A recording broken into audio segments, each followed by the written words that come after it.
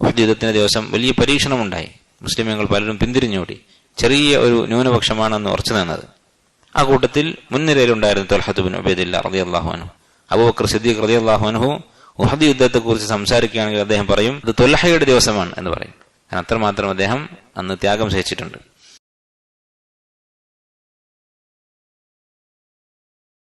അൽഹംദുലില്ലാഹി റബ്ബിൽ ആലമീൻ വഅശ്ഹദു അൻ ലാ ഇലാഹ ഇല്ലല്ലാഹു വഹ്ദഹു ലാ ശരീക ലഹ് വഅശ്ഹദു അന്ന മുഹമ്മദൻ അബ്ദുഹു വറസൂലുഹു സല്ലല്ലാഹു അലൈഹി വഅലാ ആലിഹി വഅസ്ഹാബിഹി അജ്മഈൻ. അമ്മാ ബഅദ്.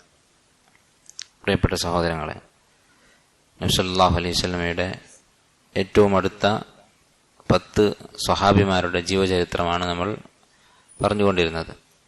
അതായത് 4 ഖലീഫമാരുടെ ചരിത്രം നമ്മൾ മനസ്സിലാക്കി. അത് കഴിഞ്ഞ് 5-ാമത്തേതായി സുബൈർ ഇബ്നു അൽ അവ്വാം റളിയല്ലാഹു അൻഹുവിന്റെ സീറ നമ്മൾ വായിച്ചു. 6-ാമത്തെ സ്വഹാബി, ഈ 10 പേരിൽ 6-ാമത്തെ ആളാണ് ത്വൽഹ ഇബ്നു ഉബൈദില്ലാ റളിയല്ലാഹു അൻഹു. അദ്ദേഹത്തിന്റെ ജീവിതത്തെക്കുറിച്ചുള്ള ഒരു ചുരുങ്ങിയ വിവരണമാണ് ഇൻഷാ അല്ലാഹ് ഇന്ന് ഉദ്ദേശിക്കുന്നത്.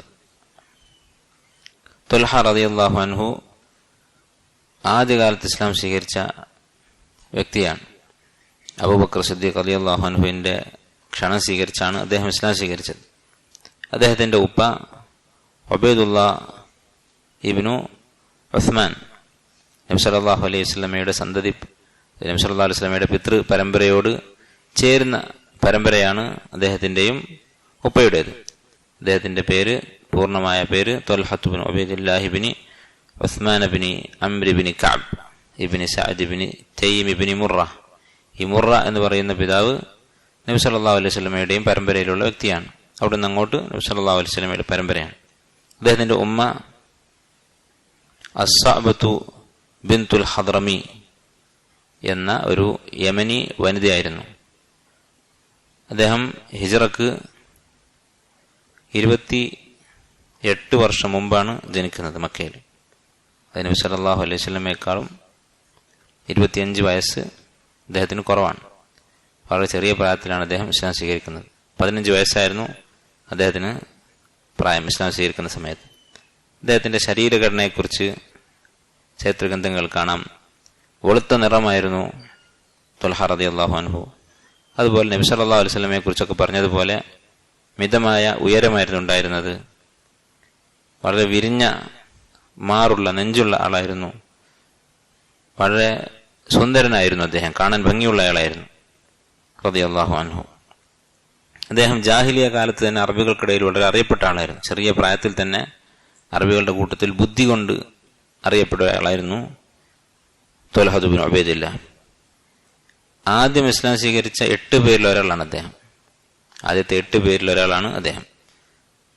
അബൂബക്കർ റളിയല്ലാഹു അൻഹു ആണ് അദ്ദേഹത്തെ ഇസ്ലാമിലേക്ക് ക്ഷണിച്ചത് എന്ന് നമ്മൾ പറഞ്ഞു. 15 വയസ്സുള്ള സമയത്താണ് അദ്ദേഹം ഇസ്ലാം സ്വീകരിക്കുന്നത്. അദ്ദേഹം ഇസ്ലാം സ്വീകരിക്കുന്നതിന്റെ പശ്ചാത്തലമായി ഒരു കഥ ചരിത്രത്തിൽ കാണാം. ഒരിക്കൽ അദ്ദേഹം ഷാമിൽപ്പെട്ട ബുസ്ര എന്ന് പറയുന്ന നാട്ടിൽ പോയതായിരുന്നു. അങ്ങോട്ട് യാത്ര ചെയ്തു. അവിടെ വെച്ച് ഒരു ആശ്രമത്തിൽ കഴിയുന്ന ഒരു റാഹിബിനെ അദ്ദേഹം കണ്ടു. റാഹിബ് എന്ന് പറഞ്ഞാൽ അഹ്ലുൽ കിതാബിന്റെ വേദക്കാരുടെ കൂട്ടത്തിൽപ്പെട്ട ഇബാദത്തുമായി കഴിഞ്ഞുകൂടുന്ന ആളുകൾക്കാണ് റാഹിബ് എന്ന് പറയാം. അവരിങ്ങനെ സത്രമുണ്ടാക്കി അതിൽ ഇബാദത്തുമായി കഴിഞ്ഞുകൂടും. ആളുകളോട് അധികം ഇടപഴകാതെ അള്ളാഹ്ക്ക് ഇബാദത്ത് ചെയ്ത് ആരാധന ചെയ്ത് അങ്ങനെ ജീവിക്കും. അവരാണ് റുഹ്ബാൻ എന്ന് പറയുന്നത്. അതിന്റെ ഏകവചനമാണ് റാഹിബ്. അതുപോലെ അവരുടെ കൂട്ടത്തിൽ പണ്ഡിതന്മാരെ ഹിബ്ർ എന്ന് പറയും. അതിന്റെ ബഹുവചനമാണ് അഹ്ബാർ. ഖുർആനിൽ അല്ലാഹു തആല പറഞ്ഞില്ലേ, ഇത്തഖദു അഹ്ബാറഹും റുഹ്ബാനഹും അർബാബ മിൻ ദൂനില്ലാഹ്. അവര് ഈ പുരോഹിതന്മാരെയും ഈ ആരാധനാ കർമ്മങ്ങളിൽ മുഴുകി കഴിയുന്ന ആളുകളെയും അള്ളാഹുവിന് പുറമെ റബ്ബുകളാക്കി. അപ്പൊ അങ്ങനെയുള്ള ഇങ്ങനെ ഇബാദത്തുകളുമായി കഴിഞ്ഞുകൂടുന്ന റാഹിബായിട്ടൊരു വ്യക്തിയെ കണ്ടു. അയാളെ കണ്ടപ്പോൾ അയാൾ ഇങ്ങനെ സംസാരിക്കുന്നുണ്ട് ആളുകളോട്. അയാൾ പറയുന്നുണ്ട്, സലു അഹ്ല ഹാദൽ മൗസിം, ഇവിടെ ഈ കച്ചവട സീസണിൽ കച്ചവടം ചെയ്യാൻ വേണ്ടി വന്നിരിക്കുന്ന ആളുകളോട് നിങ്ങൾ അന്വേഷിക്കുക. അഫീഹിം അഹദും മിൻ അഹ്ലിൽ ഹറം, ഹറമിന്റെ പരിധിയിൽപ്പെട്ട മക്കയിൽ നിന്ന് വന്ന ആരെങ്കിലും ഉണ്ടോ എന്ന് നിങ്ങൾ അന്വേഷിക്കുക എന്ന് ഇയാൾ ആളുകളോട് പറയുന്നുണ്ട്. അന്ന് തന്നെ അറബികൾക്കിടയിൽ വളരെ ബഹുമാനമുള്ള പ്രദേശമാണ് ഹറം എന്ന് പറയുന്നത്. മക്കയിലുള്ള ഹറമിന്റെ പരിധിയിൽപ്പെട്ട ആളുകൾ ആരും ഉപദ്രവിക്കുകയില്ല. കാരണം കഅബക്ക് എല്ലാവരും ഒരു സ്ഥാനം കൊടുക്കുന്നുണ്ട്. ഇബ്രാഹിം നബി അലൈഹി സ്വലാം ഉണ്ടാക്കിയതായതുകൊണ്ട് അന്നത്തെ ആളുകളൊക്കെ കഅബക്ക് ഒരു സ്ഥാനം കൊടുക്കുന്നുണ്ട്. അപ്പൊ ഇദ്ദേഹം ചോദിക്കുകയാണ്, ഹറമിൽ നിന്ന് വന്ന ആരെങ്കിലും ഉണ്ടോ ഇവിടെ കച്ചവടത്തിന് വന്നതായി? അപ്പൊ തുൽഹ റളിയല്ലാഹു അൻഹു പറഞ്ഞു, നഅം അന, അതെ ഞാനുണ്ട്. നോക്കൂ, നിങ്ങൾ ചെറിയ പ്രായത്തിൽ തന്നെ കച്ചവടം ചെയ്യുന്നുണ്ട്. 15 വയസ്സാണ് അദ്ദേഹത്തിന് പ്രായം. അപ്പൊ ചെറുപ്പത്തിൽ തന്നെ അധ്വാനിക്കുന്ന സ്വഭാവം ഉണ്ടായിരുന്നു ജാഹിലിയ കാലത്തുള്ള ആളുകൾക്ക് തന്നെ. അതാണ് വേണ്ടത്. ചെറിയ പ്രായത്തിൽ തന്നെ കുട്ടികൾക്ക് ഉത്തരവാദിത്തങ്ങൾ ഏൽപ്പിച്ചു കൊടുക്കണം. ചെറിയ ചെറിയ ഉത്തരവാദിത്തങ്ങൾ ഏൽപ്പിച്ചു കൊടുക്കണം. എന്നാലേ അവർ പ്രായമാകുമ്പോൾ പക്വതയോട് പെരുമാറുകയുള്ളൂ. അതിന്റെ നേരെ വിപരീതമാണ് ഇന്ന് നടന്നുകൊണ്ടിരിക്കുന്നത്. അതെന്തിനാണ് ഇന്ന് ഇങ്ങനെ കുട്ടികളെ പഠിപ്പിക്കുന്നത്? അതിന് പിന്നിൽ ഒരു ലക്ഷ്യമുണ്ട്. ഇന്നത്തെ ലോകത്തെ ചൂഷണം ചെയ്തുകൊണ്ടിരിക്കുന്ന ആളുകൾക്ക് ഒരു ലക്ഷ്യമുണ്ട്. കൂടുതൽ ഉത്തരവാദിത്തമില്ലാത്ത ആളുകൾ ഉണ്ടായാൽ കൂടുതൽ സമ്പത്ത് സമൂഹത്തിൽ മാർക്കറ്റിലേക്ക് ഇറങ്ങും. ഉത്തരവാദിത്തമില്ലാതെ അവർ പണം ചെലവഴിക്കും.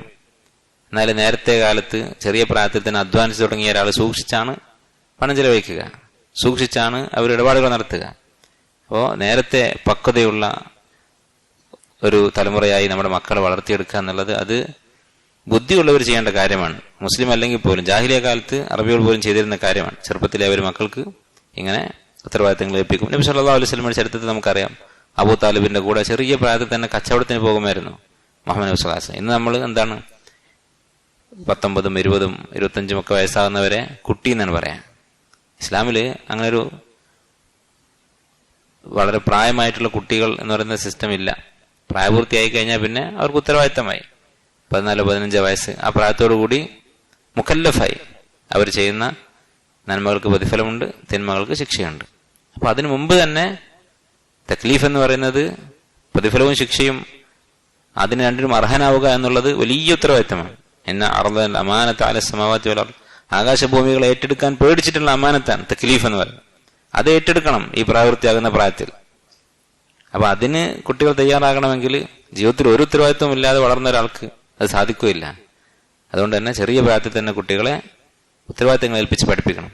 അത് വളരെ കാരുണ്യത്തോടു കൂടി പഠിപ്പിക്കണം. അവരെ ഒരു ഭാരം തലയിൽ വെച്ച് കൊടുത്തിട്ടല്ല, ചെറിയ ചെറിയ പണികളെ ഏൽപ്പിച്ച് അതിൽ വേണ്ട നിർദ്ദേശങ്ങൾ അവർക്ക് കൊടുത്ത് തെറ്റുകൾ തിരുത്തി കൊടുത്ത് ചിലപ്പോൾ വീണ്ടും തെറ്റിക്കും, വീണ്ടും പറഞ്ഞു കൊടുത്ത് അങ്ങനെയാണ് നമ്മുടെ മക്കളെ വളർത്തേണ്ടത്. ജാഹിലിയത്തിൽ പോലും അറബികൾ അതായിരുന്നു ചെയ്തിരുന്നത്.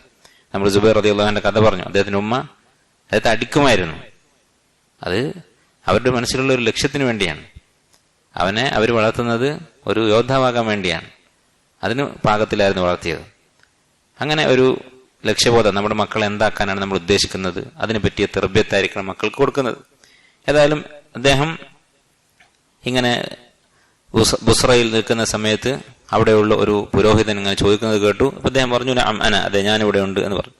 ഫഖാല റാഹിബ്, അപ്പൊ ഈ സന്യാസിയായിട്ടുള്ള വ്യക്തി ചോദിച്ചു, ഹൽ ലഹറ അഹ്മദു ബഅദ്, അഹ്മദ് അവിടെ പ്രത്യക്ഷപ്പെട്ടിട്ടുണ്ടോ എന്ന് ചോദിച്ചു. അപ്പൊ ഇദ്ദേഹം യഹൂദി ആയിരിക്കാം അല്ലെങ്കിൽ നസ്രാണി ആയിരിക്കാം. അവരുടെ വേദങ്ങളിൽ മുഹമ്മദ് നബി സല്ലല്ലാഹു അലൈഹി വസല്ലമയുടെ പേര് പറയുന്നുണ്ട്, മുഹമ്മദ് എന്ന് തന്നെ കൃത്യമായി പറയുന്നുണ്ട്. അപ്പോൾ അദ്ദേഹം ചോദിക്കുകയാണ്, അഹ്മദ് പ്രത്യക്ഷപ്പെട്ടോ? ചില കിതാബുകളിൽ അഹ്മദ് എന്ന് പ്രയോഗിച്ചിട്ടുണ്ടാകാം, കാരണം മുഹമ്മദ് നബി സല്ലല്ലാഹു അലൈഹി വസല്ലമയുടെ മറ്റൊരു പേരാണ് അഹ്മദ്. അങ്ങനെ ചോദിച്ചു. അപ്പൊ ത്വൽഹ റളിയല്ലാഹു അൻഹു പറഞ്ഞു, വമൻ അഹ്മദ്, ആരാണ് ഈ അഹ്മദ്? അദ്ദേഹത്തിന് അറിയില്ല. അപ്പൊ ഈ പുരോഹിതൻ അല്ലെങ്കിൽ ഈ സന്യാസി പറഞ്ഞു, ഇബ്നു അബ്ദുല്ലാഹ് ഇബ്നു അബ്ദുൽ മുത്തലിബ്. പേരൊക്കെ വിശദമായിട്ട് പറഞ്ഞിട്ടുണ്ട്. അബ്ദുള്ളയുടെ മകൻ, അതുപോലെ അബ്ദുൽ മുത്തലിബിന്റെ മകൻ അബ്ദുള്ളയുടെ മകനാണ് എന്ന് പറഞ്ഞു. എന്നിട്ട് അദ്ദേഹം പറഞ്ഞു, ഹാദാ ഷഹ്റുഹു അല്ലദീ യഖ്റുജു ഫീഹി, അദ്ദേഹം പുറപ്പെടുന്ന മാസമാണിത്. മുഹമ്മദ് നബിയായി പുറപ്പെടുന്ന ആ ദിവസം അടുത്തിട്ടുണ്ട്. വഹുവ ആഖിറുൽ അംബിയ, അദ്ദേഹം പ്രവാചകന്മാരിൽ അവസാനത്തെ ആളാണ്. നമുക്കിതൊക്കെ കേൾക്കുമ്പോൾ ചില അത്ഭുതം തോന്നും, അങ്ങനെയൊക്കെ ഉണ്ടാവുമോ? പക്ഷേ നസ്രാനികളുടെ കിതാബ് പഠിച്ചിട്ടുള്ള അല്ലെങ്കിൽ ഇസ്ലാം സ്വീകരിച്ചിട്ടുള്ള നസ്രാനികളോടൊക്കെ ചോദിച്ചാൽ അറിയാം, അവരുടെ കിതാബുകൾ ഇപ്പോഴും കാണാൻ സാധിക്കും. വ്യക്തമായി നബി സല്ലല്ലാഹു അലൈഹി വസല്ലമയെ കുറിച്ച് പറഞ്ഞിട്ടുണ്ട്. മഖ്റജുഹു മിനൽ ഹറം, ഹറമിൽ നിന്നാണ് അദ്ദേഹം ഇറങ്ങുക, അവിടെ നിന്നാണ് അദ്ദേഹം പുറത്തു വരിക.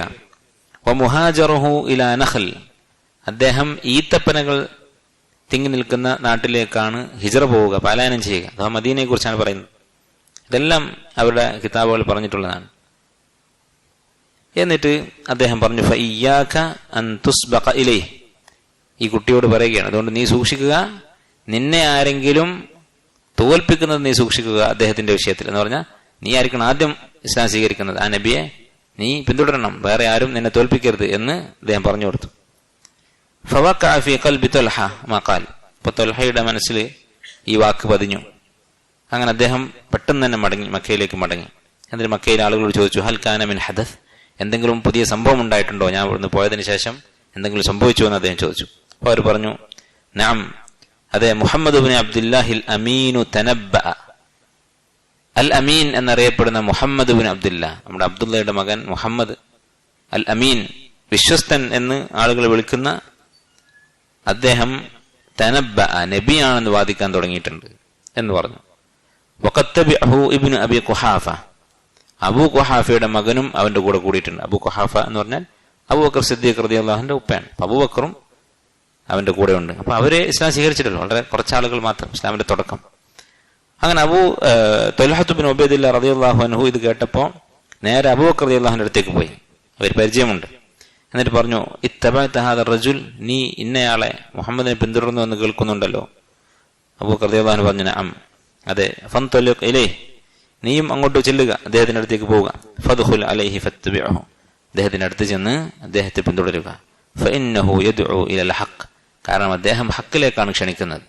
അബൂബക്കർ റളിയല്ലാഹു അൻഹു യാതൊരു മടിയുമില്ല, ഞാൻ സ്വീകരിച്ചിട്ടുണ്ട്, ഇത് ഹക്കാണ്, നീയും ഇത് സ്വീകരിക്കുക എന്ന് പറഞ്ഞു.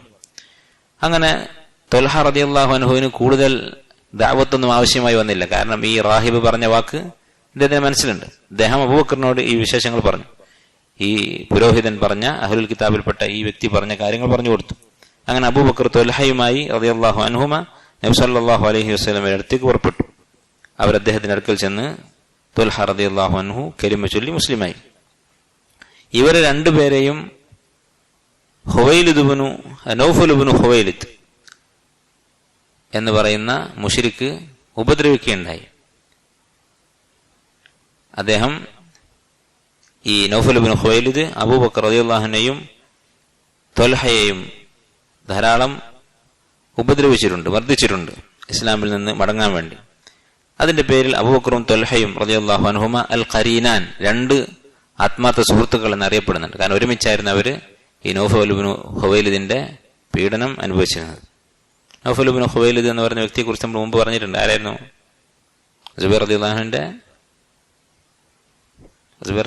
അമ്മാവൻ, ഖദീജ റളിയല്ലാഹുവിന്റെ സഹോദരൻ. ഖദീജ റളിയല്ലാഹുവിന്റെ സഹോദരിയുടെ മകനാണ് സുബൈർ റളിയല്ലാഹു. ഖദീജയുടെയും അതുപോലെ സുബൈർ റളിയല്ലാഹുവിന്റെ ഉമ്മയുടെയും സഹോദരനാണ് നൗഫൽ. അദ്ദേഹം നബി സല്ലല്ലാഹു അലൈഹി വസല്ലമയുടെ അനുവാദത്തോടുകൂടി മദീനയിലേക്ക് ഹിജ്റ പോയി. അതുപോലെ തന്നെ അദ്ദേഹത്തിന്റെ മഹത്വങ്ങൾ ധാരാളം ചരിത്രത്തിൽ കാണാൻ സാധിക്കും, ഹദീസുകൾ കാണാൻ സാധിക്കും. ഏറ്റവും വലിയ മഹത്വം നബി സല്ലല്ലാഹു അലൈഹി വസല്ലമ സ്വർഗമുണ്ട് എന്ന് പറഞ്ഞിട്ടുള്ള 10 പേരിൽ ഒരാളാണ്. വത്വൽഹതു ഫിൽ ജന്ന എന്ന് നബി സല്ലല്ലാഹു അലൈഹി വസല്ലമ പറഞ്ഞതായി നമ്മൾ പല പ്രാവശ്യം ആവർത്തിച്ചിട്ടുള്ള ഹദീസ്, ഇമാം തിർമിദി ഉദ്ധരിച്ച ഹദീസിൽ വന്നിട്ടുണ്ട്. നബി സല്ലല്ലാഹു അലൈഹി വസല്ലമയുടെ കൂടെ എല്ലാ യുദ്ധങ്ങളിലും അദ്ദേഹം പങ്കെടുത്തു. ബദർ ഒഴികെ ബാക്കി എല്ലാ യുദ്ധത്തിലും പങ്കെടുത്തു. അപ്പോൾ നോക്കൂ, നിങ്ങൾ ചെറിയ പ്രായത്തിൽ തന്നെ അദ്ദേഹം നബി സല്ലല്ലാഹു അലൈഹി വസല്ലമയുടെ കൂടെ യുദ്ധങ്ങളിൽ പങ്കെടുത്തിരുന്നു. അദ്ദേഹം ബദർ യുദ്ധത്തിൽ പങ്കെടുക്കാതിരിക്കാൻ ഒരു കാരണമുണ്ട്. നബി സല്ലല്ലാഹു അലൈഹി വസല്ലം ത്വൽഹയെയും സഈദ് ഇബ്നു ഉസൈദിനെയും റളിയല്ലാഹു അൻഹുമ അവരെ ഷാമിലേക്ക് പറഞ്ഞയച്ചിരുന്നു. ഷാമിലേക്ക് പോകുന്ന വഴിയിലേക്ക് പറഞ്ഞയച്ചിരുന്നു, ഖുറൈശികളുടെ ഒരു കച്ചവട സംഘത്തെ നിരീക്ഷിക്കാൻ വേണ്ടി. അങ്ങനെ അവർ തിരിച്ചു വന്ന അപ്പോഴേക്കും ബദർ യുദ്ധം കഴിഞ്ഞിരുന്നു. അങ്ങനെ അവർക്ക് ബദർ യുദ്ധത്തിൽ പങ്കെടുക്കാൻ സാധിച്ചില്ല. നബി സല്ലല്ലാഹു അലൈഹി വസല്ലമ ഇവരെ ഇങ്ങനെയുള്ള ഒരു സൈനിക ജോലിക്ക് വേണ്ടി പറഞ്ഞയച്ചതായതുകൊണ്ട് അവർ ബദർ യുദ്ധത്തിൽ പങ്കെടുത്തതായി കണക്കാക്കി ബദറിൽ നിന്ന് കിട്ടിയ ഗനീമത്തിന്റെ ഒരു ഷെയർ അവർക്ക് രണ്ടുപേർക്കും കൊടുക്കുകയും ചെയ്തിട്ടുണ്ട്. അദ്ദേഹത്തിന്റെ ധീരതയും അതുപോലെ തന്നെ ത്യാഗവും ഏറ്റവും കൂടുതൽ വ്യക്തമായ ദിവസമാണ് ഉഹദ് യുദ്ധം. ഉഹദ് യുദ്ധത്തിൽ ഏറ്റവും കൂടുതൽ ത്യാഗം സഹിച്ച, ഏറ്റവും കൂടുതൽ ധൈര്യത്തോടു കൂടി പോരാടിയ ആളാണ്, ആ കൂട്ടത്തിൽപ്പെട്ട ഒരാളാണ് ത്വൽഹത്ത് ഇബ്നു ഉബൈദില്ലാ റളിയല്ലാഹു അൻഹു. നമുക്കറിയാം, ഉഹദ് യുദ്ധത്തിന്റെ ദിവസം വലിയ പരീക്ഷണമുണ്ടായി.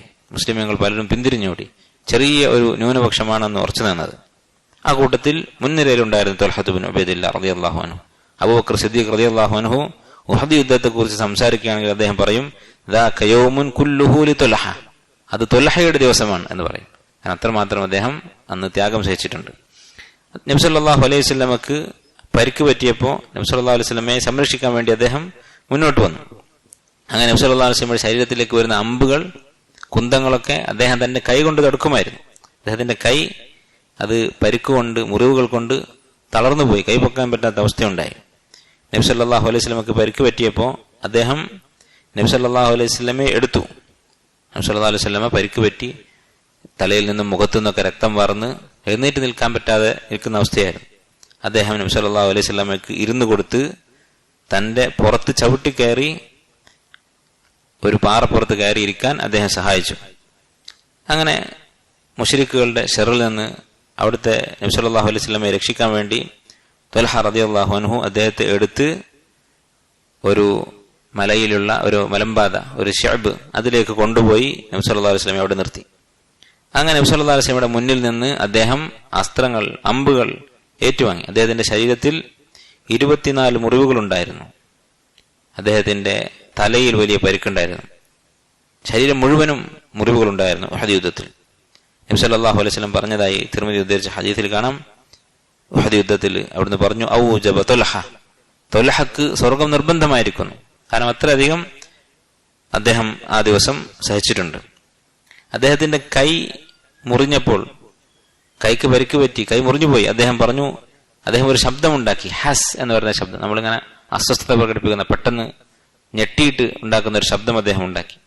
അത് കേട്ടപ്പോൾ നബി സല്ലല്ലാഹു അലൈഹി വസല്ലം പറഞ്ഞു, ലോ ഖുൽത ബിസ്മില്ലാഹ്, നീ ഇങ്ങനെ ഈ അർത്ഥമില്ലാത്ത ശബ്ദം അതുണ്ടാക്കുന്നതിന് പകരം ബിസ്മില്ലാ എന്ന് പറഞ്ഞിരുന്നെങ്കിൽ ലറഫഅക്കൽ മലായികതു വന്നാസു യൻദുറൂൻ, മലക്കുകൾ നിന്നെ എടുത്തുയർത്തുമായിരുന്നു, ആളുകൾക്ക് അത് കാണാമായിരുന്നു എന്ന് നബി സല്ലല്ലാഹു അലൈഹി വസല്ലം പറയുകയുണ്ടായി. ഇമാം നസായി റഹിമഹുല്ലാഹ് ഉദ്ധരിച്ചിട്ടുള്ള ഹദീസാണ്. അബൂബക്കർ റളിയല്ലാഹു അൻഹുവും അബൂ ഉബൈദ ഇബ്നുൽ ജറാഹ് റളിയല്ലാഹു അൻഹുവും നബി സല്ലല്ലാഹു അലൈഹി വസല്ലം അടുത്തേക്ക് വന്നു. നബി സല്ലല്ലാഹു അലൈഹി വസല്ലം പരിക്ക് പറ്റിയിരിക്കുകയാണ്.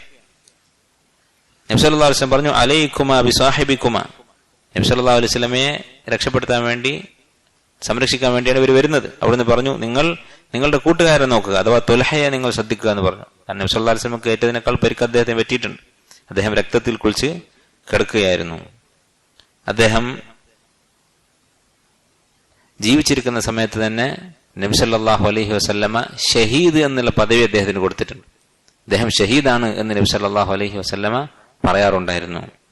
ഒരിക്കൽ നബി സല്ലല്ലാഹു അലൈഹി വസല്ലം പറഞ്ഞു, മൻ സറഹു അൻ യൻദുറ ഇലാ ഷഹീദിൻ യംശി അലാ വജ്ഹിൽ അർദ്, ജീവിച്ചിരിക്കുമ്പോൾ തന്നെ ഷഹീദ് എന്നുള്ള സ്ഥാനം കിട്ടിയിട്ടുള്ള ഒരാളെ ആർക്കെങ്കിലും കാണാൻ ആഗ്രഹമുണ്ടെങ്കിൽ ഫൽയൻദുർ ഇലാ ത്വൽഹ ഇബ്നു ഉബൈദില്ല, ത്വൽഹ ഇബ്നു ഉബൈദില്ലയെ അവൻ നോക്കിക്കൊള്ളട്ടെ എന്ന് നബി സല്ലല്ലാഹു അലൈഹി വസല്ലം പറയാറുണ്ട്. അദ്ദേഹം പറഞ്ഞു, ഒരിക്കൽ നബി സല്ലല്ലാഹു അലൈഹി വസല്ലമ മഹാന്മാരായ ത്യാഗികളായ ആളുകളെ കുറിച്ച് സംസാരിക്കുകയാണ്. വിശുദ്ധ ഖുർആൻ അല്ലാഹു തആല പറഞ്ഞിട്ടുള്ളതാണ്, മിനൽ മുഅ്മിനീന റിജാൽ, മുഅ്മിനീങ്ങളിൽ ചില പുരുഷന്മാരുണ്ട്. റിജാൽ എന്ന് പറഞ്ഞാൽ കേവലം ആണ് പെണ്ണ് എന്ന് പറയുന്നതിലെ ആണിനെ കുറിച്ച് പറയുന്നതല്ല, ആണത്തമുള്ള ആളുകൾ എന്നാണ് ശരിക്കും വാക്കിന്റെ അർത്ഥം. അങ്ങനെയുള്ള ചില ആളുകളുണ്ട്. എന്നിട്ട് ആരാണ് ഈ പൗരുഷമുള്ള ആളുകൾ? യഥാർത്ഥത്തിൽ ആണുങ്ങൾ എന്ന് പറയാൻ അർഹരായിട്ടുള്ളവർ. സ്വദഖൂ മാ ആഹദുല്ലാഹ അലൈഹി, അള്ളാഹുവിന് കൊടുത്ത വാക്കിൽ, കരാറിൽ സിദ്ഖുള്ളവരാണ്, സത്യസന്ധതയുള്ളവർ. അള്ളാഹുവിനെ അനുസരിച്ചു കൊള്ളാം, അള്ളാഹുവിന്റെ ദീനിന് വേണ്ടി ത്യാഗം സഹിച്ചു കൊള്ളാം എന്നൊക്കെ നമ്മൾ അള്ളാഹുവിനോട് കരാർ ചെയ്തിട്ടുണ്ട്. ഇയ്യാക നഅ്ബുദു എന്ന് പറഞ്ഞാൽ എന്താണ് അർത്ഥം? അള്ളാഹുവിന്റെ കൽപ്പനകൾ അനുസരിച്ചു കൊള്ളാം, അള്ളാഹുവിനെ ഇബാദത്ത് ചെയ്യാം. ഇബാദത്ത് എന്ന് പറഞ്ഞാൽ അള്ളാഹു ഇഷ്ടപ്പെടുന്ന എല്ലാ കാര്യങ്ങളും, അള്ളാഹു ഇഷ്ടപ്പെടുന്ന കാര്യങ്ങളെല്ലാം ചെയ്തു കൊള്ളാം എന്നുള്ള ഈ പ്രതിജ്ഞ, ഇത് സിദ്ഖോടുകൂടി പറഞ്ഞ ആളുകളുണ്ട് മുഅ്മിനീങ്ങളിൽ. അവരാണ് യഥാർത്ഥത്തിലുള്ള റിജാൽ, പുരുഷന്മാരെന്ന് പറയുന്നത്. ഫമിൻഹും മൻ ഖളാ നഹ്ബഹു, അങ്ങനെ ഈ വാക്ക് പറഞ്ഞിട്ട് ആ വാക്ക് പൂർത്തിയാക്കി, അത് പൂർത്തിയാക്കാൻ വേണ്ടി ജീവൻ തന്നെ ത്യജിച്ച ആളുകളുണ്ട് മുഅ്മിനീങ്ങളുടെ കൂട്ടത്തിൽ. വമിൻഹും മൻ യൻതദിർ, മറ്റു ചില ആളുകളുണ്ട്. ഈ പുരുഷന്മാർ എന്ന് പറഞ്ഞ കൂട്ടത്തിൽ ഒരു വിഭാഗം ജീവൻ തന്നെ കൊടുത്തിരിക്കുന്നു, മറ്റൊരു വിഭാഗം മൻ യൻതദിർ, അവർ കാത്തിരിക്കുകയാണ്. മരിക്കേണ്ടി വന്നാൽ മരിക്കാൻ റെഡിയാണ്, വേറെ എന്തെങ്കിലും ത്യാഗമാണ് സഹിക്കേണ്ടതെങ്കിൽ അതിന് തയ്യാറാണ്. അങ്ങനെ കാത്തിരിക്കുന്നവരുണ്ട്. വമാ ബദ്ദലു തബ്ദീല, അവരൊരു മാറ്റവും വരുത്തിയിട്ടില്ല, അവരുടെ ഈ കരാറിൽ അവർ പിന്നോട്ട് പോയിട്ടില്ല, അവരതിന് തയ്യാറായി നിൽക്കുകയാണ്. അങ്ങനെയുള്ള ആളുകളുണ്ട് എന്ന് അല്ലാഹു തആല പറഞ്ഞിട്ടുണ്ട്. അപ്പൊ ഈ ആയത്ത് വിശദീകരിച്ചുകൊണ്ടിരിക്കുമ്പോൾ നബി സല്ലല്ലാഹു അലൈഹി വസല്ലമയോട് ഒരാൾ ചോദിച്ചു, മൻഹും സുഇല റസൂലുള്ളാഹി സ്വല്ലല്ലാഹു അലൈഹി വസല്ലം അമ്മൻ ഖളാ നഹ്ബഹു മൻ ഹുവ, ഈ അല്ലദീ ഖളാ നഹ്ബഹു, തന്റെ ബാധ്യത പൂർത്തിയാക്കി ജീവൻ ത്യജിച്ച ആളുകൾ എന്ന് പറഞ്ഞ അവരാരാണ് എന്ന് ചോദിച്ചു. നബി സല്ലല്ലാഹു അലൈഹി വസല്ലമ ഈ ചോദ്യം കേട്ട് ഉത്തരം പറയാനിരിക്കുമ്പോൾ മസ്ജിദിന്റെ വാതിൽക്കൽ തുൽഹത്ത് ബിൻ ഉബൈദില്ലാഹ് റളിയല്ലാഹു അൻഹു കയറി വന്നു. അദ്ദേഹം പച്ച നിറത്തിലുള്ള വസ്ത്രം അണിഞ്ഞിട്ടാണ് വരുന്നത്. നബി സല്ലല്ലാഹു അലൈഹി വസല്ലം പറഞ്ഞു, ഐന സായിലു അമ്മൻ ഖളാ നഹ്ബഹു, മൻ ഖളാ നഹ്ബഹ് എന്ന് പറഞ്ഞ ആ വിഭാഗത്തെ കുറിച്ച് ചോദിച്ച ആ ചോദ്യകർത്താവ് എവിടെ? ഹാദാ മിമ്മൻ ഖളാ നഹ്ബഹു, ഇതാ ഈ വരുന്നയാളാണ്, ഇദ്ദേഹം അതിൽപ്പെട്ടയാളാണ് എന്ന് നബി സല്ലല്ലാഹു അലൈഹി വസല്ലം പറഞ്ഞു. ഒരിക്കൽ തുൽഹത്ത് ബിൻ ഉബൈദില്ലാഹ് റളിയല്ലാഹുവിന്റെ മകൻ മൂസ ഇബ്ൻ തുൽഹ റളിയല്ലാഹു അൻഹു അദ്ദേഹം മുആവിയ റളിയല്ലാഹുവിന്റെ അടുത്ത് ചെന്നു. മുആവിയ റളിയല്ലാഹു അൻഹു സഹാബിയാണ്. അദ്ദേഹത്തിന്റെ അടുത്തേക്ക് ചെന്നിട്ട് അദ്ദേഹത്തെ സന്ദർശിക്കാൻ വേണ്ടി തുൽഹ റളിയല്ലാഹുവിന്റെ മകൻ ചെന്നപ്പോൾ മുആവിയ റളിയല്ലാഹു അൻഹു പറഞ്ഞു, അലാ ഉബശ്ശിറുക്, ഞാൻ നിനക്കൊരു സന്തോഷ വാർത്ത അറിയിക്കട്ടെ എന്ന് ചോദിച്ചു. സമീഅതു റസൂലുള്ളാഹി സ്വല്ലല്ലാഹു അലൈഹി വസല്ലം യഖൂൽ, നബി സല്ലല്ലാഹു അലൈഹി വസല്ലം പറയുന്നത് ഞാൻ കേട്ടിട്ടുണ്ട്, തുൽഹത്തു മിമ്മൻ ഖദാ നഹ്ബഹ്, തുൽഹ എന്ന് പറയുന്നത് അള്ളാഹുവിനോട് ചെയ്ത കരാർ പൂർത്തീകരിച്ച് അതിനുവേണ്ടി ജീവൻ ത്യജിച്ച ആളുകളിൽപ്പെട്ട ആളാണ് എന്ന് നബി സല്ലല്ലാഹു അലൈഹി വസല്ലം എന്റെ ഉപ്പയെ പുകഴ്ത്തിയിട്ടുണ്ട് എന്ന് മുആവിയ റളിയല്ലാഹു അൻഹു പറഞ്ഞു. അതുപോലെ തന്നെ അദ്ദേഹത്തിന് മറ്റൊരു വലിയ മഹത്വമാണ്, അദ്ദേഹം ബൈഅത്തുർ റിദ്വാനിൽ പങ്കെടുത്തിട്ടുണ്ട്. നമ്മൾ പറഞ്ഞതാണ് ബൈഅത്തുർ റിദ്വാൻ എന്ന് പറയുന്ന കരാർ. അതിൽ പങ്കെടുത്ത ആളുകളെ കുറിച്ച് നബി സല്ലല്ലാഹു അലൈഹി വസല്ലം പറഞ്ഞത് എന്താണ്? ലാ യദ്ഖുലുൻ നാറ അഹദുൻ മിമ്മൻ ബായഅ തഹ്ത അശ്ശജറ, ആ ഉടമ്പടിയിൽ പങ്കെടുത്ത ഒരാളും നരകത്തിൽ പ്രവേശിക്കുന്നതല്ല എന്ന് നബി സല്ലല്ലാഹു അലൈഹി വസല്ലം പറഞ്ഞിട്ടുണ്ട്. നബി സല്ലല്ലാഹു അലൈഹി വസല്ലമയോട് വളരെ അടുത്ത ജീവിതമായിരുന്നു അദ്ദേഹത്തിന്റെ. റസൂലുള്ളാഹി സ്വല്ലല്ലാഹു അലൈഹി വസല്ലം വഫാത്താകുന്നത് വരെ അദ്ദേഹം കൂടെ ഉണ്ടായിരുന്നു. നബി സല്ലല്ലാഹു അലൈഹി വസല്ലം അദ്ദേഹത്തെ തൃപ്തിപ്പെട്ടുകൊണ്ടാണ് വഫാത്താകുന്നത്. അതുപോലെ ഉമർ റളിയല്ലാഹു അൻഹു തന്റെ കാലശേഷം അടുത്ത ഖലീഫയെ തെരഞ്ഞെടുക്കാനുള്ള ശൂറയെ നിശ്ചയിച്ചപ്പോൾ, 6 പേരെ നിശ്ചയിച്ചപ്പോൾ അതിലൊരാളായിരുന്നു തുൽഹത്ത് ബിൻ ഉബൈദില്ലാഹ് റളിയല്ലാഹു അൻഹു. അദ്ദേഹം അറിയപ്പെട്ടിട്ടുള്ള മറ്റൊരു സിഫത്താണ്, അദ്ദേഹത്തിന്റെ മറ്റൊരു വിശേഷണമാണ് അദ്ദേഹത്തിന്റെ ധീരതയും അതുപോലെ യുദ്ധത്തിൽ അദ്ദേഹം കാണിച്ചിട്ടുള്ള ത്യാഗവും. അത് കഴിഞ്ഞാൽ അദ്ദേഹത്തിന്റെ മറ്റൊരു സവിശേഷതയാണ് ഔദാര്യശീലം, ദാനശീലം. അദ്ദേഹത്തിന്റെ കയ്യിലുള്ളതൊക്കെ അദ്ദേഹം അള്ളാഹുവിന്റെ മാർഗത്തിൽ ചെലവഴിക്കുമായിരുന്നു. വലിയ സമ്പന്നനായിരുന്നു. നമ്മൾ പറഞ്ഞു ചെറിയ പ്രായത്തിൽ തന്നെ സമ്പാദിക്കുന്ന അറബികളുടെ കൂട്ടത്തിലെ ദുഹാത്തുൽ അറബ്, അറബികളിൽ ഏറ്റവും കൂടുതൽ ബുദ്ധിയുള്ളവർ എന്നറിയപ്പെട്ടിരുന്ന കുറച്ച് ആളുകളുണ്ട്. ആ കൂട്ടത്തിൽ ഒരാളായിരുന്നു അദ്ദേഹം. ഖുറൈശികളുടെ കൂട്ടത്തിൽ വലിയ സമ്പന്നനും ബുദ്ധിമാനും ഒക്കെ ആയിരുന്നു. അപ്പൊ ഈ സമ്പത്തൊക്കെ അദ്ദേഹം അള്ളാഹുവിന്റെ മാർഗത്തിൽ സാധുക്കൾക്ക് വേണ്ടി, ദീനിനു വേണ്ടി ഒക്കെ ചെലവഴിക്കുമായിരുന്നു. അദ്ദേഹം ഇങ്ങനെ സ്വതക്ക ചെയ്യുന്നതിന്റെ പേരിൽ ഒരു പേര് തന്നെ അദ്ദേഹത്തിന് വന്നു, ത്വൽഹത്തുൽ ഖൈർ, ഖൈറിന്റെ ത്വൽഹ. അതുപോലെ ത്വൽഹത്തുൽ ഫയ്യാൽ, ഫയ്യാൽ എന്ന് പറഞ്ഞാൽ ഇങ്ങനെ പൊട്ടി ഒഴുകുന്നത് എന്നൊക്കെയാണ് അർത്ഥം, ഫയ്യാൽ. അങ്ങനെയുള്ള ഒരു പേര് അദ്ദേഹത്തിനുണ്ടായിരുന്നു. അത്രമാത്രം അദ്ദേഹം സ്വതക്ക ചെയ്യുമായിരുന്നു. അദ്ദേഹത്തിന്റെ സമ്പത്ത് അള്ളാഹുവിന്റെ മാർഗത്തിൽ അദ്ദേഹം ചെലവഴിക്കുമായിരുന്നു. അദ്ദേഹത്തിന്റെ കുടുംബക്കാരായ ബനു തൈം എന്ന് പറയുന്ന കബീല, അവരുടെ കൂട്ടത്തിലുള്ള മിസ്കിന്മാരൊക്കെ ഇദ്ദേഹമായിരുന്നു നോക്കിയിരുന്നത്. അവരുടെ ആവശ്യങ്ങളൊക്കെ അദ്ദേഹം നടത്തി കൊടുക്കും. അവർക്ക് വല്ല കടവും ബാധിച്ച അദ്ദേഹം കടം വിട്ടും. ആയിഷ റളിയല്ലാഹു അൻഹക്ക് അദ്ദേഹം ഓരോ വർഷവും 1000 ദിർഹം കൊടുത്തേക്കുമായിരുന്നു. 10,000 ദിർഹം അദ്ദേഹം കൊടുത്തേക്കുമായിരുന്നു ആയിഷ റളിയല്ലാഹു അൻഹക്ക്. അദ്ദേഹത്തെക്കാൾ സ്വതക്ക ചെയ്യുന്ന ആളുകൾ വേറെ ഉണ്ടായിട്ടില്ല എന്ന് അദ്ദേഹത്തെ കുറിച്ച് ചില താബിഈങ്ങൾ പറഞ്ഞിട്ടുണ്ട്. അത് നബി സല്ലല്ലാഹു അലൈഹി വസല്ലമയും അതുപോലെ തന്നെ അബൂബക്കറും ഉമറും ഒക്കെ കഴിഞ്ഞിട്ടായിരിക്കണം. അദ്ദേഹം ജീവിച്ചിരുന്ന കാലത്ത്, താബിഈങ്ങളുടെ കാലത്ത് ഇദ്ദേഹത്തെ പോലെ സ്വതക്ക ചെയ്യുന്ന മറ്റൊരാൾ ഉണ്ടായിട്ടില്ല എന്ന് താബിഈങ്ങളായ ഖബീസത്ത് ഇബ്നു ജാബിർ റഹിമഹുല്ലാഹി പോലെയുള്ള ആളുകൾ പറഞ്ഞിട്ടുണ്ട്. അതുപോലെ തന്നെ അദ്ദേഹത്തിന്റെ സ്വതക്കക്ക്, അദ്ദേഹത്തിന്റെ ഔദാര്യശീലത്തിനുള്ള ഒരു ഉദാഹരണമാണ്. അതൊക്കെ അദ്ദേഹം 700 ദിർഹമിന് അദ്ദേഹത്തിന്റെ ഒരു സ്ഥലം വിറ്റു. 700 വെള്ളി നാണയം വാങ്ങി തന്റെ അടുത്തുള്ള ഒരു സ്വത്ത്, ഒരു സ്ഥലം അദ്ദേഹം വിറ്റു. അന്ന് രാത്രി അദ്ദേഹം ഉറങ്ങിയില്ല. ഈ പണം കയ്യിൽ ഉള്ളതുകൊണ്ട് അദ്ദേഹത്തിന് ഉറക്കം വന്നില്ല. പിറ്റേന്ന് നേരം വെളുത്തപ്പോൾ ഈ സംഖ്യ മുഴുവനും അദ്ദേഹം വിതരണം ചെയ്തു എന്ന് അദ്ദേഹത്തിന്റെ ചരിത്രത്തിൽ കാണാം. അദ്ദേഹം പറയാറുള്ളതായി കാണാൻ നബി സല്ലല്ലാഹു അലൈഹി വസല്ലമ എനിക്ക് ത്വൽഹത്തുൽ ഖൈർ എന്ന് പേരിട്ടിട്ടുണ്ട്. അതുപോലെ ഒരു യുദ്ധത്തിൽ നബി സല്ലല്ലാഹു അലൈഹി വസല്ലം എന്നെ ത്വൽഹത്തുൽ ഫയ്യാൽ എന്ന് വിളിച്ചിട്ടുണ്ട് എന്നൊക്കെ അദ്ദേഹം പറയുന്നത് കാണാം. അദ്ദേഹം മരണപ്പെടുന്നത് ഹിജ്റ 36-ലാണ്. നമുക്കറിയാം, വളരെ ദുഃഖകരമായ ജമൽ യുദ്ധം സ്വഹാബത്തിനിടയിലുണ്ടായ ഒരു ഫിത്നയായിരുന്നു ജമൽ യുദ്ധം. അതിന്റെ സാഹചര്യത്തെക്കുറിച്ച് നമ്മൾ മുമ്പ് പറഞ്ഞിട്ടുണ്ട്. ഉസ്മാൻ ബിൻ അഫ്ഫാൻ റളിയല്ലാഹു അൻഹു കൊല്ലപ്പെട്ടപ്പോൾ അലി റളിയല്ലാഹു അൻഹു അടുത്ത ഖലീഫയായി. അലി റളിയല്ലാഹു അൻഹു ഖിലാഫത്ത് ഏറ്റെടുത്തപ്പോൾ സ്വഹാബത്തിൽപ്പെട്ട ചില ആളുകൾക്ക് ഒരു അഭിപ്രായം ഉണ്ടായിരുന്നു, ഉസ്മാൻ റളിയല്ലാഹു അൻഹുവിന്റെ കൊലപാതകികളെ എത്രയും പെട്ടെന്ന് ശിക്ഷിക്കണം. അങ്ങനെ ആ അഭിപ്രായവുമായി അവര് അലി റളിയല്ലാഹുവിന്റെ അടുത്തേക്ക് പോയി. ആ കൂട്ടത്തിലുള്ള ആളുകളാണ് ത്വൽഹ റളിയല്ലാഹു അൻഹു, അതുപോലെ സുബൈർ ബിൻ അവ്വാം റളിയല്ലാഹു അൻഹു. ഇവരൊക്കെ ഈ ആവശ്യവുമായി അലി റളിയല്ലാഹുവിന്റെ അടുത്തേക്ക് പോയി. എന്നാൽ അലി റളിയല്ലാഹുവിന് അത് സാധിക്കുമായിരുന്നില്ല. അദ്ദേഹത്തിന്റെ സൈന്യത്തിനിടയിൽ ഒളിച്ചിരിക്കുകയായിരുന്നു ഈ കൊലപാതകികൾ, ഖവാരിജികൾ. അങ്ങനെ ഈ ആവശ്യം ചർച്ച ചെയ്തുകൊണ്ട് അവര് തമ്പടിച്ചു നിൽക്കുന്നതിനിടയിൽ ഫിത്നക്കാരായ ആളുകൾ രണ്ടു ഭാഗത്തും കുഴപ്പമുണ്ടാക്കി. അങ്ങനെ യുദ്ധം തുടങ്ങി എന്നുള്ളൊരു സാഹചര്യം, ഒരു ചിന്ത രണ്ടു ഭാഗത്തും ഉണ്ടായി. അങ്ങനെയുള്ള ശബ്ദങ്ങളും ബഹളമൊക്കെ അവരുണ്ടാക്കി. യുദ്ധം തുടങ്ങി. അങ്ങനെ സ്വന്തം ജീവൻ രക്ഷിക്കാൻ വേണ്ടി രണ്ടു കൂട്ടരും ആയുധമെടുത്തു. അതിൽ ഏതാനും സ്വഹാബത്ത് കൊല്ലപ്പെടുകയും ചെയ്തു. ഇതായിരുന്നു ജമൽ യുദ്ധത്തിന്റെ സാഹചര്യം. അങ്ങനെ അലി റളിയല്ലാഹുവിനോട് ഈ ആവശ്യം പറഞ്ഞ് പുറപ്പെട്ട ആളുകളുടെ കൂട്ടത്തിലുള്ളവരാണ് ത്വൽഹയും സുബൈറും ആയിഷയും ഒക്കെ റളിയല്ലാഹു അൻഹും അജ്മഈൻ. ഈ യുദ്ധത്തിനിടക്ക് അദ്ദേഹം ഹിജ്റ 36 ഈ ജമൽ യുദ്ധം നടക്കുമ്പോൾ അദ്ദേഹം തന്റെ ഒട്ടകപ്പുറത്തിരുന്ന് ജനങ്ങളെ തടയുകയായിരുന്നു യുദ്ധത്തിൽ നിന്ന്. യുദ്ധം നിർത്താൻ ആവശ്യപ്പെട്ടുകൊണ്ട് ആൾക്കാരെ ഉപദേശിക്കുകയായിരുന്നു ത്വൽഹ റളിയല്ലാഹു അൻഹു. അദ്ദേഹം തടയുന്നത് വകവെക്കാതെ ആളുകൾ ഇങ്ങനെ വീണ്ടും പരസ്പരം ഏറ്റുമുട്ടിക്കൊണ്ടിരുന്നപ്പോൾ അദ്ദേഹം പറഞ്ഞു, അയ്യുഹന്നാസ് അൻസിതു, ജനങ്ങളെ നിങ്ങൾ ശ്രദ്ധിച്ച് കേൾക്കുക, ഞാൻ പറയുന്നത് കേൾക്കുക. പക്ഷെ അവര് അദ്ദേഹത്തിന്റെ വാക്ക് കേട്ടില്ല. അദ്ദേഹം പറഞ്ഞു, ഉഫിൻ ഫറാശുന്നാർ വദുബാബു തമ, നിങ്ങളുടെ കാര്യം കഷ്ടമാണ്, നിങ്ങൾ നരകത്തിലേക്ക് പാറ്റകളെ പോലെ അടുത്തുകൊണ്ടിരിക്കുകയാണ് എന്ന് പറഞ്ഞ് അദ്ദേഹം അവരെ താക്കീത് ചെയ്തുകൊണ്ടിരുന്നു. അതിനിടക്ക് അദ്ദേഹത്തിന്റെ കഴുത്തിൽ ഒരു അമ്പ് തറച്ചു. അദ്ദേഹം ആ അമ്പ് തറച്ച മുറിവിൽ നിന്ന് രക്തം തുടച്ചുകൊണ്ട് ഇങ്ങനെ പറയുന്നുണ്ടായിരുന്നു, വക്കാന അംറുല്ലാഹി ഖദറം മഖ്ദൂറ എന്നുള്ള ആയത്ത് അദ്ദേഹം ഓതിക്കൊണ്ടിരുന്നു. അള്ളാഹുവിന്റെ വിധി, അള്ളാഹുവിന്റെ കൽപ്പന അത് നിശ്ചയിക്കപ്പെട്ട ഖദറാകുന്നു, അതിൽ യാതൊരു മാറ്റവും ഉണ്ടാവുകയില്ല. അള്ളാഹു തആല ഞാനിവിടെ മരിക്കാനാണ് തീരുമാനിച്ചത്.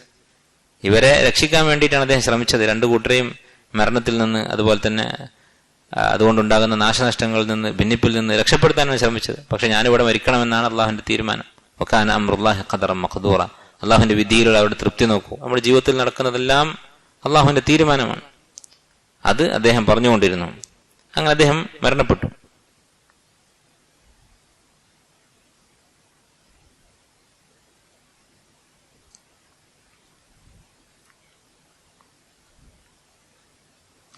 അദ്ദേഹം മരണപ്പെട്ടപ്പോ അലി റളിയല്ലാഹു അൻഹു അദ്ദേഹത്തിന്റെ അടുത്തേക്ക് വന്നു.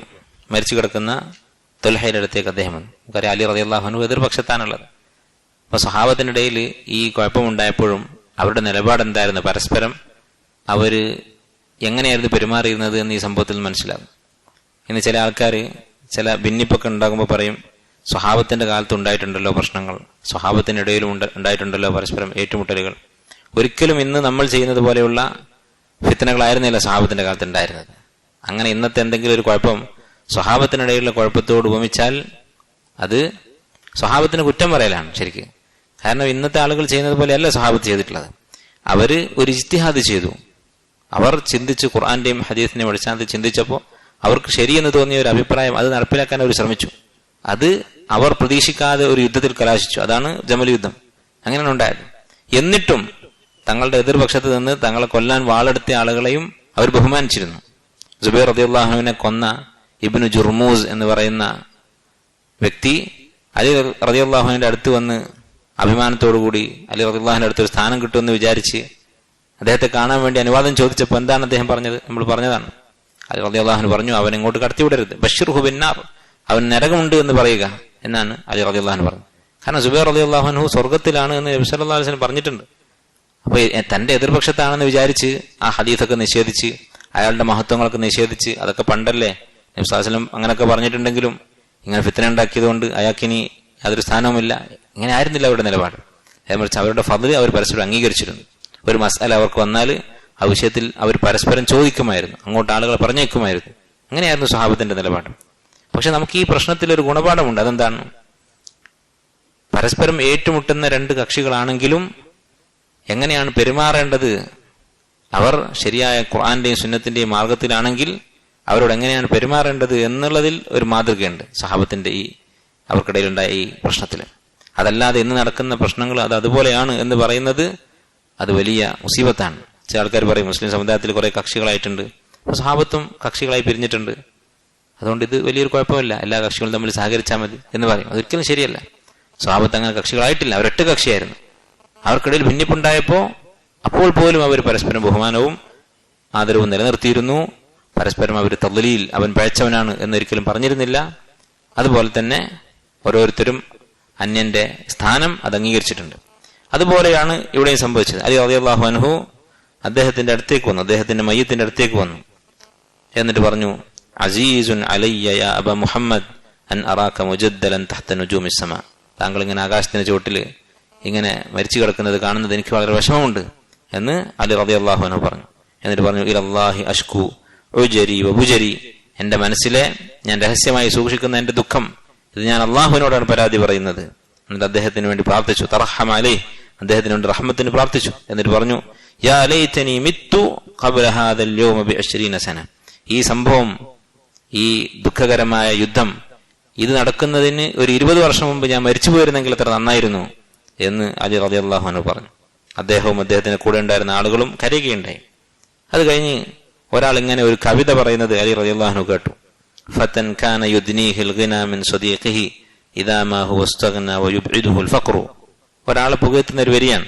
ഫതൻ, ഒരു യുവാവ്, കാന യുദ്നീഹിൽ ഗിനാ മിൻ സദീഖിഹി, ഐശ്വര്യം, സമ്പത്ത് അവനെ അവന്റെ കൂട്ടുകാരോട് അടുപ്പിക്കും. സാധാരണ സമ്പത്തുണ്ടായാൽ കൂട്ടുകാരോട് അകലെ ചെയ്യാം. അവന്റെ ആ സമ്പത്ത് അത് പിശുക്കി വെക്കാൻ വേണ്ടി, അതാർക്കും കൊടുക്കാതിരിക്കാൻ വേണ്ടി അവന്റെ പഴയ കൂട്ടുകാരനൊക്കെ അകലും. പുതിയ കൂട്ടുകാർ അവനുണ്ടാകും. സമ്പന്നരായ ആളുകളോട് കൂടുതൽ അടുക്കും. പക്ഷെ നേരെ തിരിച്ച് സമ്പത്ത് കൂടുന്തോറും തന്റെ കൂട്ടുകാരോട് അടുക്കുന്ന ഒരാളുണ്ട്. ഇദാ മാ ഹുവ ഇസ്തഗ്ന, അവൻ സമ്പന്നനായാൽ അവൻ അതാണ് ചെയ്യുക. വയുബ്ഇദുഹുൽ ഫഖ്റു, ദാരിദ്ര്യം വന്നാൽ അവൻ ആളുകളിൽ നിന്ന് അകലും. സാധാരണ ആളുകൾ എന്താ ചെയ്യുക? ദാരിദ്ര്യമോ കഷ്ടപ്പാടോ ഒരു കടോ ബുദ്ധിമുട്ടൊക്കെ ഉണ്ടായാൽ പരമാവധി കൂട്ടുകാരെ ഉണ്ടാക്കാൻ നോക്കും, എന്തെങ്കിലും കിട്ടാൻ വേണ്ടി, അവരെ കൊണ്ട് ഈ പ്രശ്നം പരിഹരിക്കാൻ വേണ്ടി. ഇത് നേരെ തിരിച്ചാണ്.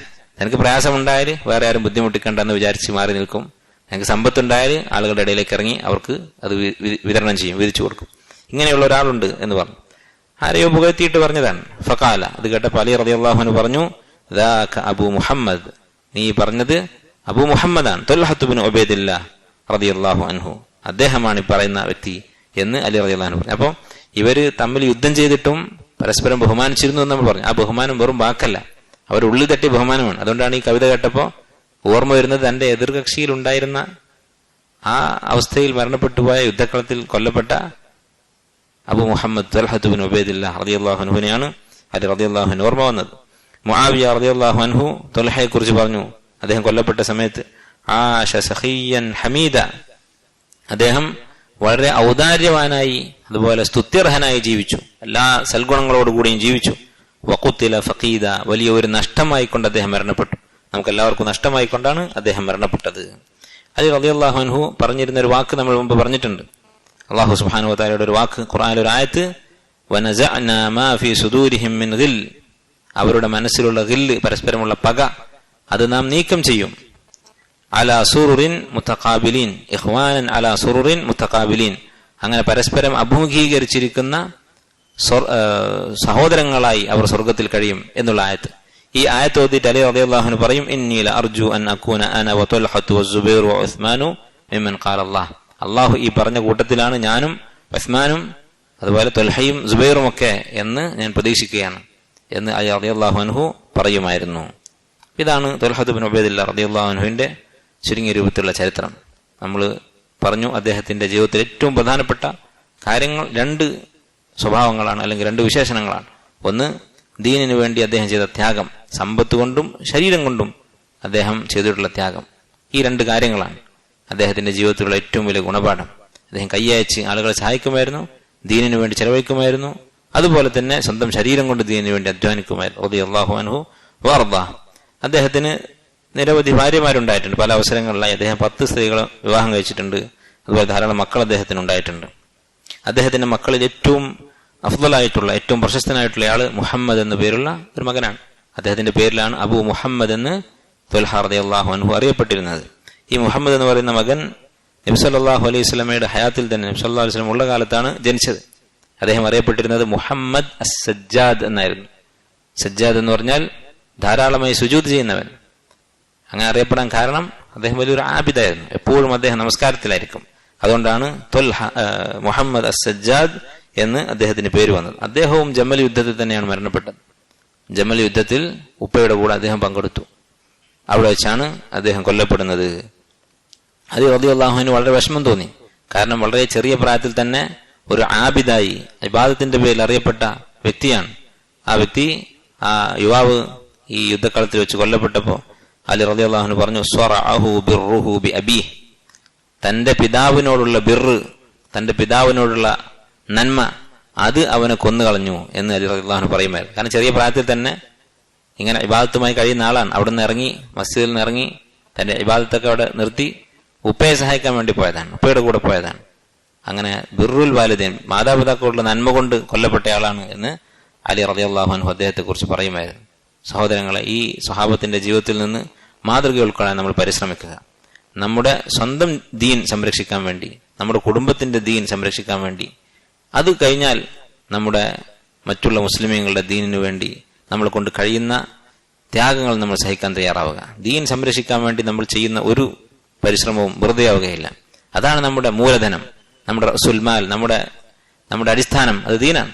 അത് നഷ്ടപ്പെട്ടു കഴിഞ്ഞാൽ പിന്നെ എന്തുണ്ടായിട്ട് നമുക്ക് കാര്യമില്ല. അതിനുവേണ്ടി സ്വഹാബത്ത് ജീവനാണ് കൊടുത്തിരുന്നത്. നമുക്കതിന്റെ ആവശ്യമില്ല. നമുക്കതിൽ താഴെയുള്ള ചെറിയ ചെറിയ പരിശ്രമങ്ങളെ ആവശ്യമുള്ളൂ. അല്ലാഹു തആല നമ്മെ അങ്ങനെയുള്ള ഒരു അവസ്ഥയിലാണ് ജനിപ്പിച്ചിട്ടുള്ളത്. അതുകൊണ്ട് ഈ ചരിത്രങ്ങളിൽ നിന്ന് മാതൃക ഉൾക്കൊള്ളാൻ ശ്രമിക്കുക. അള്ളാഹുവിന്റെ കൽപ്പനകൾ അനുസരിക്കാൻ വേണ്ടി, ദീൻ അനുസരിക്കാൻ വേണ്ടി നമുക്ക് സഹിക്കേണ്ടി വരുന്ന ത്യാഗങ്ങൾ, പ്രയാസങ്ങൾ, അത് സ്വഹാബത്ത് ഈ യുദ്ധകാലത്തിൽ എങ്ങനെയായിരുന്നു പെരുമാറിയിരുന്നത്, അതിൽ നിന്ന് മാതൃക ഉൾക്കൊണ്ടുകൊണ്ട് നമ്മൾ സഹിക്കാൻ തയ്യാറാവുക. ദീനിൽ ഇസ്തിഖാമത്തോടുകൂടി നിൽക്കാൻ വേണ്ടി നമ്മൾ അള്ളാഹുവിനോട് ദുആ ചെയ്യുക. അള്ളാഹു തആല ഈ സ്വഹാബത്തിന്റെ മാർഗത്തിൽ അവരെ പിന്തുടർന്നുകൊണ്ട് ജീവിക്കാൻ, മരണം വരെ ആ മാർഗത്തിൽ ഉറച്ചു നിൽക്കാൻ നമുക്കെല്ലാവർക്കും തൗഫീഖ് നൽകി അനുഗ്രഹിക്കുമാറാകട്ടെ. സുബ്ഹാനക അല്ലാഹുമ്മ ബിഹംദിക അഷ്ഹദു അൻ ലാ ഇലാഹ ഇല്ല അൻത അസ്തഗ്ഫിറുക വഅതൂബു ഇലൈക്.